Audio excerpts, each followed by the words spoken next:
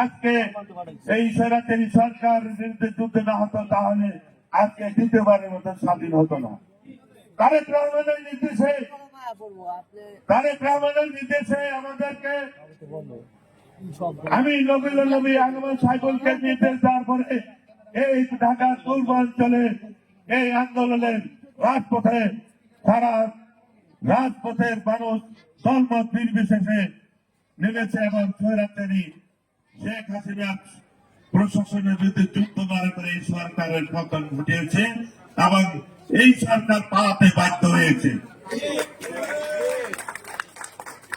আমাদের এটা এই যাত্রাবাড়ি এই বৈষম্য আন্দোলনকে অনেকে তুলে ধরে না, অনেকে হিংসা করে।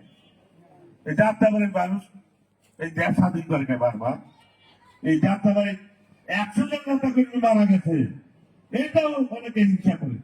যে নবুল্লাহ নেতৃত্ব সাইফুলের নেতৃত্বে এতগুলি লোক শহীদ মারা গেল, এটা তো মূল্যায়ন দেওয়া যাবে না, তাহলে তো নবুল্লাহ সাইফুল অনেক উপরে চলে যাবে।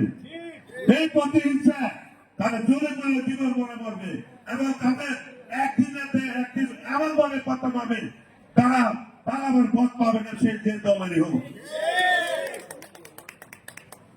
আজকে যারা এই অনুষ্ঠানের আয়োজন করেছেন আমি তাদেরকে ধন্যবাদ জানাই এবং বৈষম্য বিরোধী আন্দোলনে যারা অংশগ্রহণ করেছেন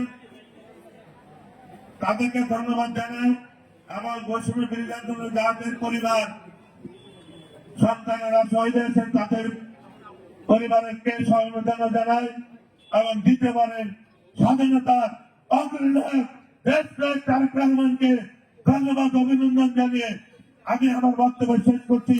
আল্লাহ হাফেজ।